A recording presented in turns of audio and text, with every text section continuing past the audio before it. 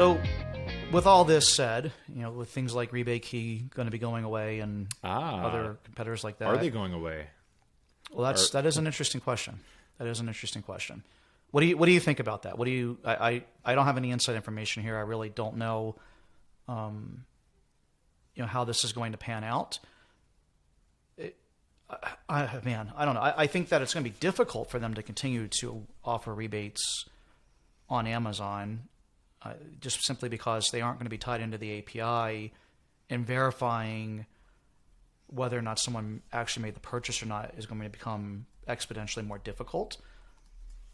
So I'm not really sure how they're going to continue to do it. I guess they can manually check order numbers or get people to send screenshots, or I don't know exactly how they would do it, but it would be a lot more difficult. I mean, you could do it without the API. I was wise enough never to connect my rebate key to the API because I thought, oh crap, Amazon might start to put their nose in here at some point. So I never connected to the API, and we just manually reviewed every order.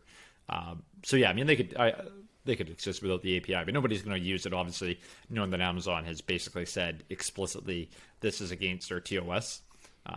But there's a lot of white hat ways that they could go forward. They could just simply have a catalog of links to people with discounts on Amazon.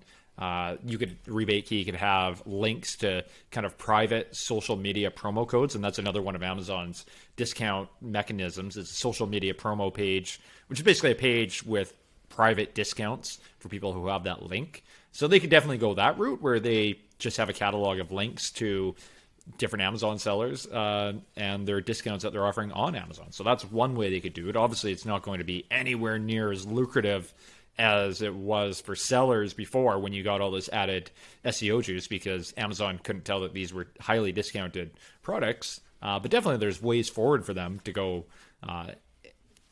into the future and do it in a white hat way.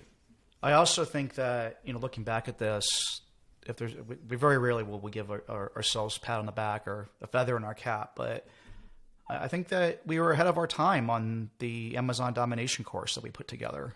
We really pushed people away from doing rebates and any type of two-step offers and messenger funnels and all this type of stuff, and really push people towards building off Amazon assets, things like blogs and content sites to drive traffic, working with influencers to drive traffic and get exposure, having legitimate high quality products and a brand, versus working on the gimmicks of today.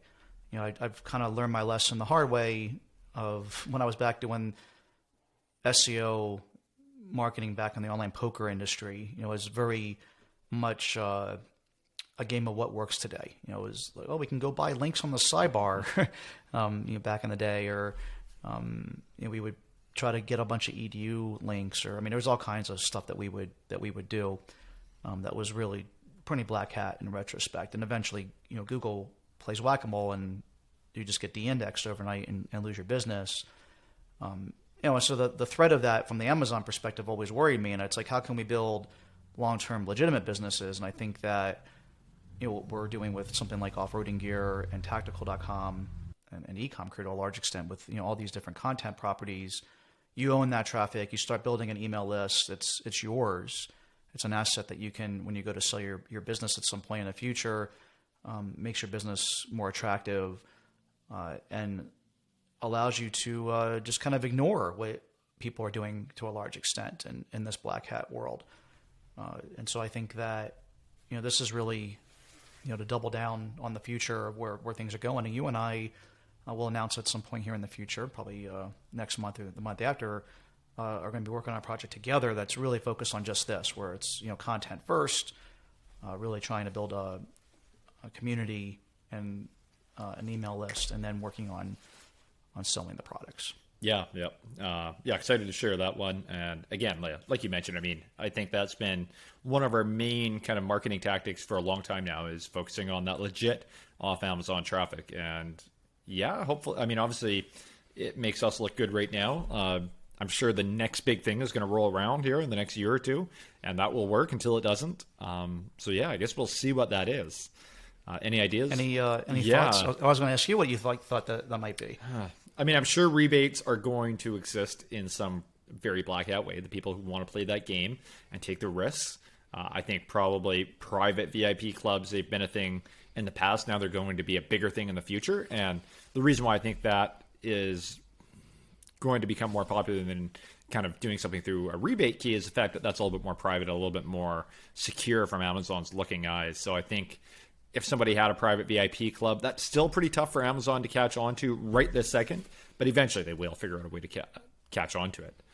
So yeah, I think probably rebates are going to stick around in some way, and that's always going to be, I think, the hearsay when somebody sees their competitor outranking them. They're going to say, they must be using rebates in some black hat form. So that's probably my prognosis going forward, is that it's going to be rebates, and then I don't know what else. I think that if Amazon wanted to do something about this, now again, whether or not what they say publicly and what they actually do could be two completely different things. But I think that when you're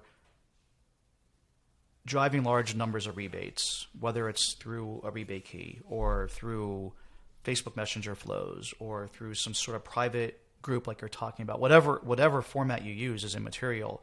What you do is you create a wake of really out of line, standard deviations from the norm data patterns, right? And so, like, if you think about how the average person is purchasing your products on Amazon, they're looking for rooftop truck tent, and they type that into the search box, and they click on the first result, and they click back, and they click on the second one and click back, and maybe you're the third one or whatever, and they make a buying decision over a period of time, or depending on the niche or whatever, maybe immediately. They don't go to like page 7 and immediately just go buy that thing, right? I mean, there's things you can do really quickly that just make things look really, really suspicious. Very rarely are people going to go directly through a link on Amazon and just buy it without doing any other research. I mean, obviously it does happen, but I think that it would be very easy for them to trace. If you do this at scale, and typically 3% of your sales come through these ways I'm talking about, and all of a sudden you're at 25%. I mean, this is how Google figured things out. When they looked at white hat websites like the New York Times or Wikipedia, these large media properties, and they have a profile of links. Some of them are coming from a .com, some of them are coming from .org, some are .edu, some percentage of them are from like a page rank 1, some are from a page rank 5, some link to them saying click here, some link to them say like New York Times, some link to check out all these boats that are off the shore of Long Beach. And if you're getting links that are now all saying whatever keyword it is, shipping containers, then, and it's, you've got like 30 links coming in that way when like normally you would only have one, it really changes things. It really changes the pattern of what should be there statistically. And I think that Amazon can really look at this and just do a wide ban of a couple queries and say, like, these are the people that are bad actors and we're going to ban them.